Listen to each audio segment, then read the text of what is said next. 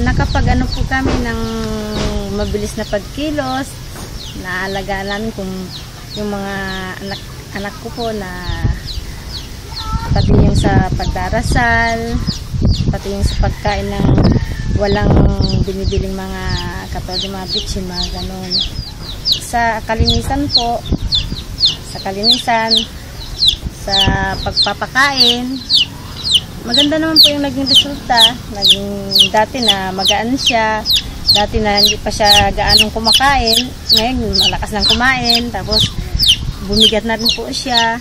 Sana patuloy pa yung programang Buhay Lusog program para marami pang kapwa ko magulang na matutong kumain ng mga walang chemical na nilalagay sa pagkain. Ang naitulong yung nakabuo kaming yung mga grupo na naging ano naman sa kanila, yung parang nagustuhan din nila. Naiabot na nga namin sa DA, yung mga sa ibang barangay. Bumibili na rin sila sa amin ng mga mga produkto namin. Kagaya ng sa taga Biyay, taga Malabago. Bumibili na sila ng mga yung berming, tsaka yung mga pang-spray namin.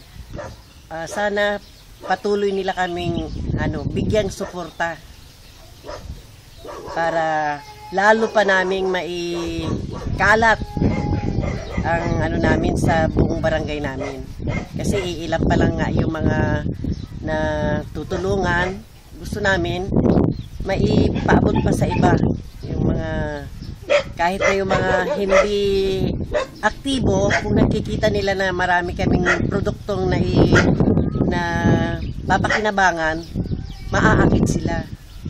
Kaya ang gusto namin, mayroon pang suporta. Magandang hapon po sa ating lahat, lalong-lalo na sa ating DEC NASA na narito ngayon na siyang tumutulong dito sa aming barangay, lalong-lalo na sa DEC.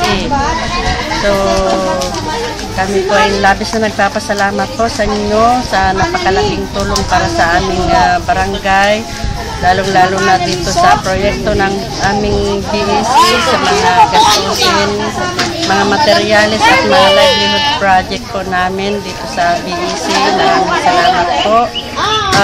Ganon din po sa mga itong feeding na ginaganap dito sa aming barangay at napakalaking tulong para sa aming barangay, lalong-lalo na sa aming mga manunulis na mga anak na nakikita naman natin ngayon na napakalaking progreso din ng mga bata yung ginagawang pag-feeding na sponsor po ng NASA at sa pagtutulungan din po ng mga BITSW, BNS, saka ng mga BEC members and officers, ganun din ng mga opisyalis ng barangay. So tulong-tulong po kami sa paggaganap na aming mga tungkulin.